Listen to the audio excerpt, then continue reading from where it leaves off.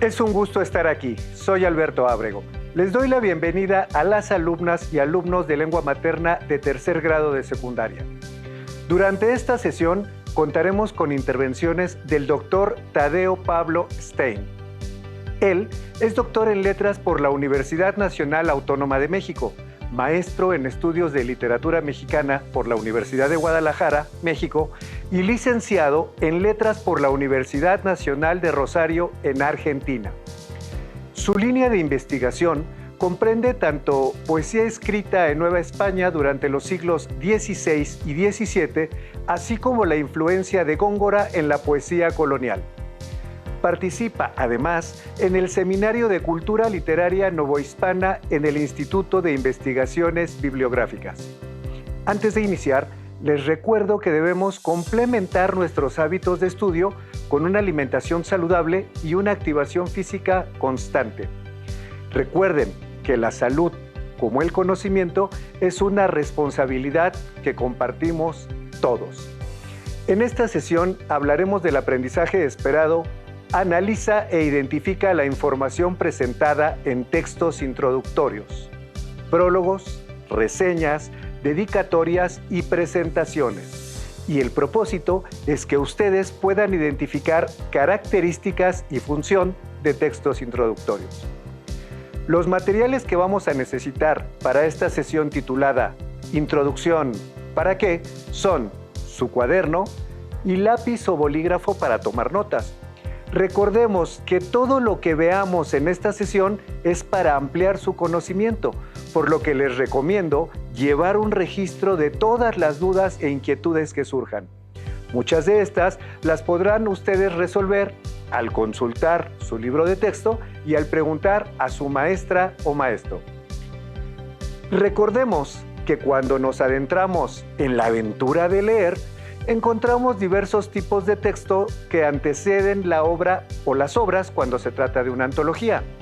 Para que las alumnas y alumnos identifiquen y comprendan a lo que me refiero, ¿qué son los textos introductorios?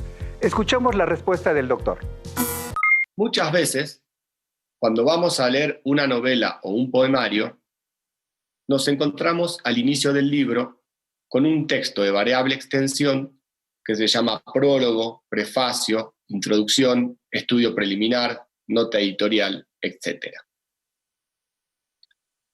Si bien existen ciertas diferencias entre cada uno de ellos, su finalidad es siempre la misma: presentarle al lector o lectora la obra literaria que va a leer, señalando, por lo general, sus características más notables, su proceso creativo o bien el entorno cultural en el que fue escrita. Por estas dos razones, por su disposición al inicio del libro y porque aportan ciertas claves de lectura, esta clase de textos se denominan textos introductorios. Podríamos añadir entonces que entre los textos introductorios y la obra que presentan se establece una relación dialógica. Resulta muy interesante la información.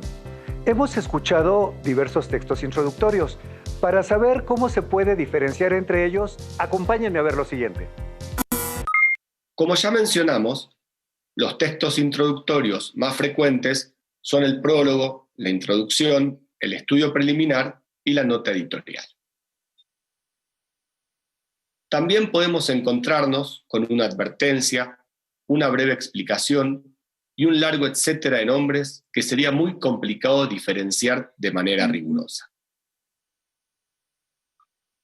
Concentrémonos por lo pronto en el prólogo, el cual puede ser escrito por el propio autor o la propia autora de la obra, o bien por una tercera persona.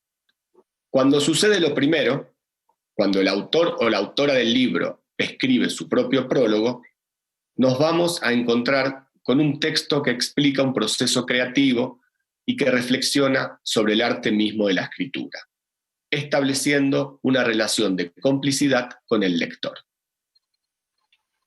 Pienso en este sentido en ese breve prólogo que Alfonsina Storni escribe para su poemario Languidez de 1920, donde anuncia un cambio rotundo en su producción lírica. Dice así: este libro cierra una modalidad mía. Si la vida y las cosas me lo permiten, otra ha de ser mi poesía de mañana. En cambio, cuando está escrito por una tercera persona, el prólogo expone de modo general los aspectos centrales de la obra que presenta y nos invita a su lectura. Veamos ahora la introducción y el estudio preliminar. Este tipo de textos son siempre escritos por una tercera persona, generalmente un especialista en la obra y el autor que presenta. Son relativamente más extensos que un prólogo y mucho más analíticos. Esto quiere decir que abordan de manera específica distintos aspectos de la obra, como su lenguaje, sus influencias, su ideología, el entorno sociocultural en el que fue producida. Un ejemplo paradigmático serían los estudios preliminares que Alfonso Méndez Plancarte escribió para presentar la obra completa de Sor Juana Inés de la Cruz. La nota editorial, finalmente, se diferencia de los anteriores textos porque tiene otra función. No explica las características de una obra, sino que señala los criterios que se siguieron a la hora de editarla. Así, por ejemplo, cuando la obra completa de un autor o autora se reúne en uno o varios volúmenes, la nota editorial explica por qué se decidió organizarla de determinada manera, señalando al mismo tiempo qué ediciones anteriores se consultaron o privilegiaron a la hora de editar el texto. Cuando algunos alumnos se enteraron que habría estas intervenciones por parte del Dr. Stein, quisieron enviar algunas de sus dudas. Escuchemos, por favor, a Yael y muchas gracias por participar. Un gusto saludarles. Mi nombre es José Yael y primeramente agradezco al Dr. Tadeo la disposición a compartir sus experiencias con nosotros los adolescentes. Debo confesar que me encanta leer, sin embargo, normalmente evito los prólogos, dedicatorias, abstractos, resúmenes, incluso aún pienso que me gusta ir descubriendo lo que plantea el autor sin tener opiniones que puedan influenciar dentro de la mía. Pero ahora que supe que tendría la oportunidad de dirigirme hacia usted, me puse a investigar acerca de los prólogos y descubrí que son varios los textos introductorios. Encontré hasta 10 si no mal recuerdo. Así que me gustaría preguntarle, ¿cómo saber qué tipo de texto introductorio debe llevar cada texto? ¿Cómo determinarlo? Y también me surge la duda si en algún momento puede considerarse que hay algún abuso de textos introductorios. Gracias. Muy bien, quiero separar las preguntas. ¿Cómo saber qué tipo de texto introductorio debe llevar cada texto? ¿Cómo determinarlo? Para saber la respuesta, veamos. La extensión y contenido de los textos introductorios depende tanto de la obra que se presenta como del público al que va dirigida dicha obra. Así, por ejemplo, si una obra fundamental de la literatura mexicana, como el Popol Vuh, está dirigida a estudiantes, la presentación tendrá un carácter didáctico y empleará un lenguaje fácil de comprender. Recuerdo, por ejemplo, los prólogos de la colección Clásicos Americanos que publicaban la SEP y la UNAM en la década de 1980, o bien los de la Biblioteca del Estudiante Universitario de la UNAM. Ahora bien, si el Popol Vuh está dirigido a un público académico, la presentación será mucho más técnica, por decirlo de alguna manera, y seguramente discutirá interpretaciones anteriores que se han escrito sobre ese mismo texto. Pero en ambos casos, las dos introducciones nos darán ciertas coordenadas para entender la importancia histórica y literaria del Popol Vuh. Pasemos a una segunda pregunta. ¿En algún momento puede considerarse que hay un abuso de textos introductorios? Conozcamos la respuesta. Es una muy buena pregunta. Para responderla, les propongo viajar en el tiempo. Durante el período colonial, de 1521 a 1821, los libros que se imprimían tanto en México como en España debían traer, por razones legales, una serie de textos introductorios tales como la censura, la tasa y el privilegio o derecho de impresión. Luego seguían, por lo general, una fe de ratas, una dedicatoria, un prólogo al lector y un conjunto de poemas que celebran el ingenio del autor o autora de la obra. Si ven un libro antiguo, seguramente les sorprenda encontrar todos estos textos que he mencionado. La censura, por ejemplo, nos dice que había un control sobre la producción impresa. La tasa, a cuánto se vendían los libros. La fe de ratas se relaciona a veces con los problemas tipográficos que debían enfrentar los cajistas. La dedicatoria nos sugiere la persona que financiaba o costeaba la impresión del libro. Los versos elogiosos nos dicen quiénes eran los amigos y amigas del autor o la autora y quiénes estaban disputando en ese momento el campo cultural. Un caso paradigmático donde los textos introductorios son realmente excesivos es el segundo volumen de Sor Juana Inés de la Cruz, publicado en Sevilla en 1692. Aquí aparecen múltiples piezas laudatorias escritas en prosa con el objetivo de señalar una y otra vez el genio impar de Sor Juana. En cierto sentido, podemos interpretar esta abundancia como una defensa de Sor Juana, que en México estaba pasando por un momento personal muy delicado. Luego de este rodeo, podemos concluir que sí puede haber muchos textos introductorios, pero que ello no es necesariamente malo. Recuerdo ahora la edición del Quijote dispuesta por Francisco Rico, donde hay como 4 o 5 prólogos. En casos así, cuando nos encontramos con un libro con muchos textos introductorios, lo más sano es no desesperar y no desanimarse. Mejor pensar que todos nos van a ayudar a comprender mejor lo que vamos a leer. Y si están muy ansiosos o ansiosas por llegar a la obra, pueden saltarse los textos introductorios y consultarlos más tarde.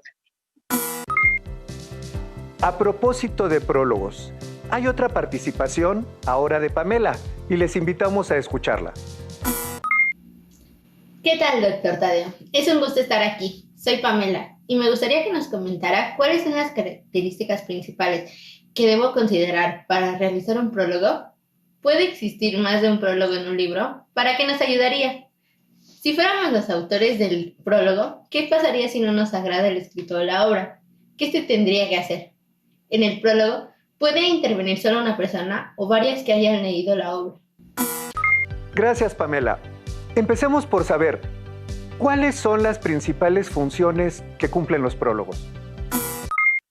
Hace unos minutos distinguimos 2 tipos de prólogos: los escritos por el autor o autora de la obra y los escritos por otra persona. La función primordial de los primeros es establecer una relación de complicidad con el lector. Pienso ahora en el prólogo a la primera parte del Quijote, donde Cervantes se burla abiertamente del campo literario del momento, sobre todo de esos escritores que disimulan su ignorancia haciéndose pasar por grandes eruditos. Por su parte, los prólogos escritos por una tercera persona tienen como función principal caracterizar y legitimar desde el punto de vista histórico-literario la obra que presentan. Añadamos ahora que los prólogos cumplen una función diferente si el autor o la autora están muertos o si están vivos. En el primer caso, cuando están muertos, el prólogo tiende a presentar sintéticamente la vida del autor y a señalar el lugar que ocupa la obra específica dentro de una producción más vasta. También apuntará sus rasgos principales y la importancia que ha tenido a lo largo del tiempo o bien en su momento. O dado el caso, por qué no fue bien recibida o por qué fue un suceso editorial. Podríamos decir que es un prólogo diacrónico, esto es, un prólogo que da cuenta de un proceso a través del tiempo. En cambio, Cuando el autor o la autora están vivos, el prólogo tiende a destacar las propuestas estéticas o ideológicas que la obra despliega y que la diferencia de otras. Procura así señalar su novedad y posicionar al autor o la autora en el campo literario. En este sentido, es un prólogo sincrónico. Esto es, un prólogo que nos habla de un momento dado, de un momento concreto. Podríamos recordar, en este sentido, el prólogo a la Antología de la Poesía Mexicana Moderna, donde Jorge Cuesta justifica la ausencia de ciertos poetas reconocidos porque su intención es presentar y legitimar a los renovadores, que en su gran mayoría son sus propios compañeros de grupo. Veamos ahora cuáles son las características de un prólogo. Como ya mencionamos, cuando al prólogo lo escribe el autor o la autora del libro, se caracteriza por externar preocupaciones personales o por aludir a ciertas prácticas de escritura vigentes. Cuando le escribe una tercera persona, el prólogo se caracteriza por aportar información relevante y de manera sintética sobre el contenido de la obra, sobre su contexto de producción, sobre sus propuestas estéticas. En este caso, se conjuga la exposición con el análisis y suele incluir referencias a otros escritores debido a la relación que la obra establece con ellos. Además, es frecuente que mencione a los y las especialistas que han estudiado la obra que se presenta o que han estudiado temas afines a los que se están comentando.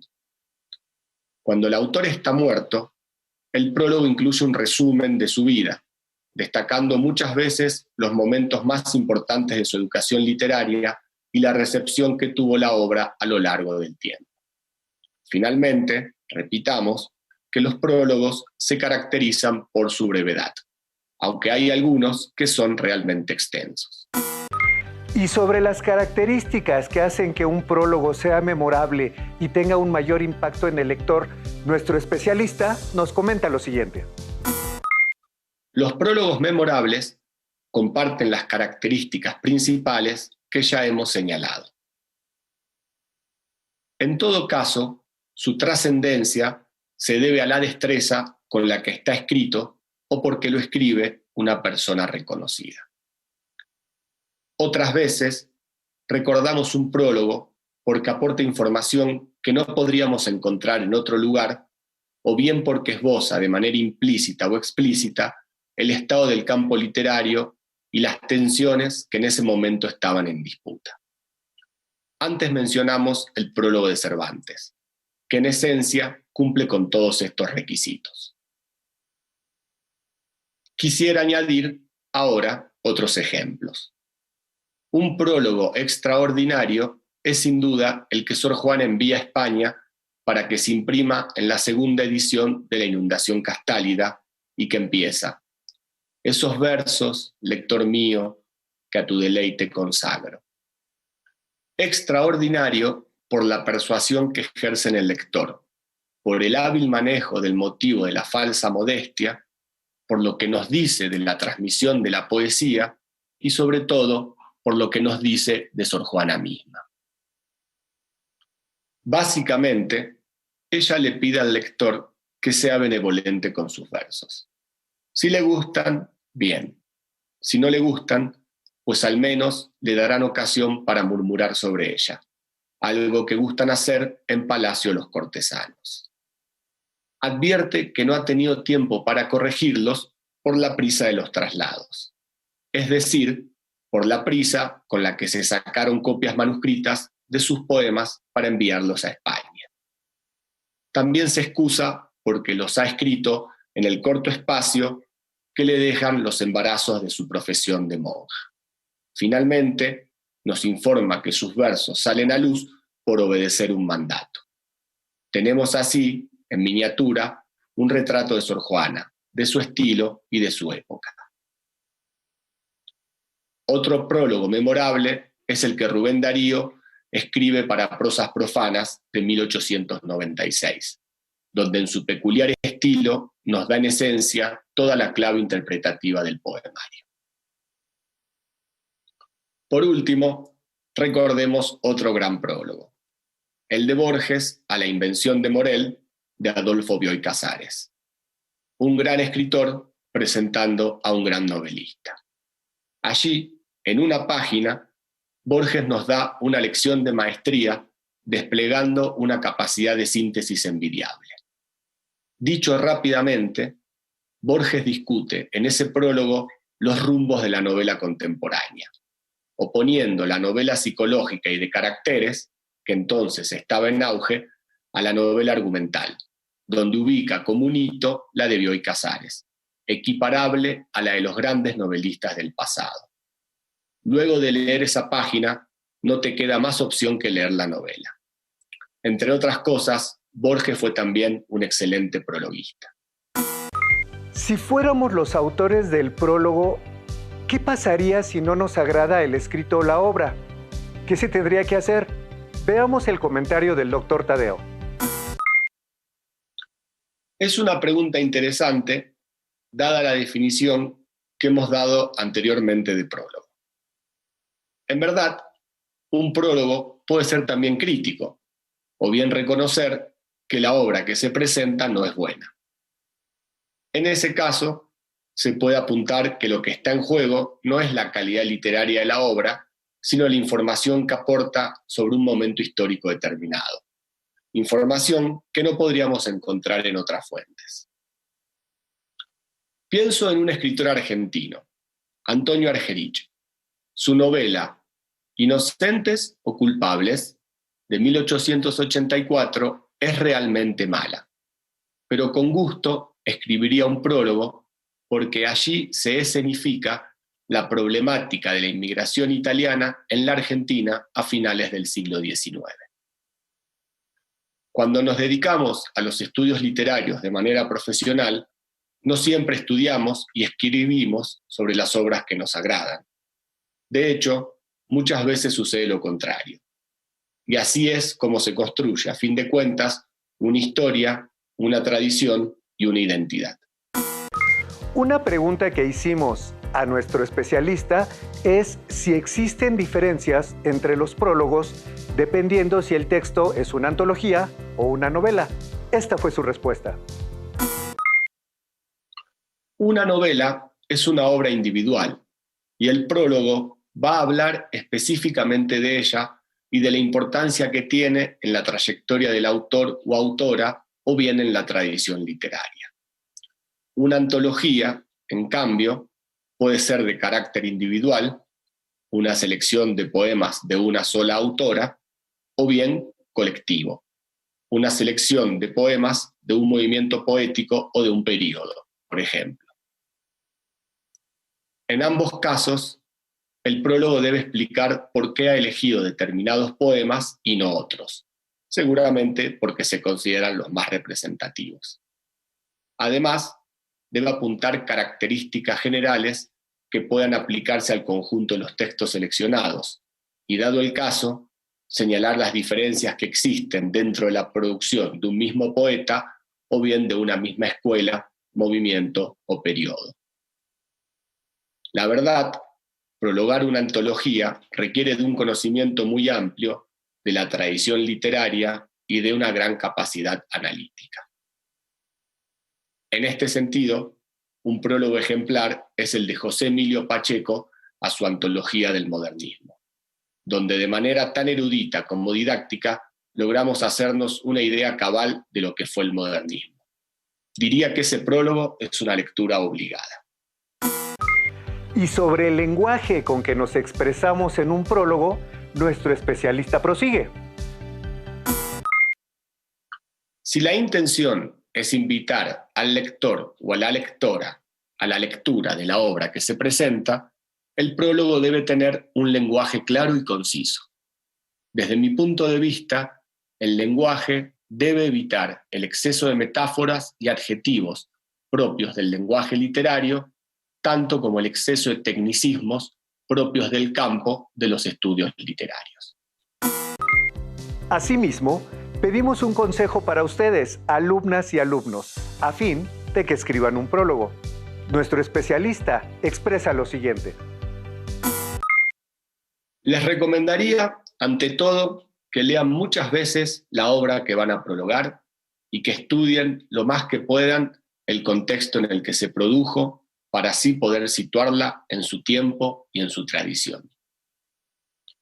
Esto les permitirá señalar aspectos novedosos de la obra que presentan, si el autor o autora están vivos, o bien señalar la trascendencia que la obra tiene en la historia literaria, si el autor o la autora están muertos. Para concluir, preguntamos cuál es la importancia de los prólogos e introducciones. Veamos la aportación de nuestro especialista.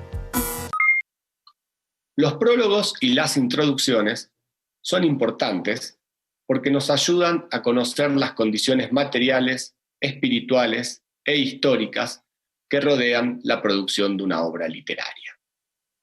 De esta manera, nos ofrecen herramientas para interpretar de mejor manera las obras que vamos a leer. Además, estimulan nuestra curiosidad, persuadiéndonos de que vamos a leer algo extraordinario. Gracias por la invitación y hasta pronto. Desde aquí, damos las gracias al Dr. Tadeo, pues nos ha brindado herramientas muy útiles para identificar y comprender los textos introductorios. Si quieren leer otros ejemplos o reforzar algunos de los contenidos que hoy hemos explicado, les invito a que revisen su libro de texto. Agradecemos la participación del Dr. Tadeo Stein y esperamos vernos pronto en otra sesión de Aprende en Casa 2.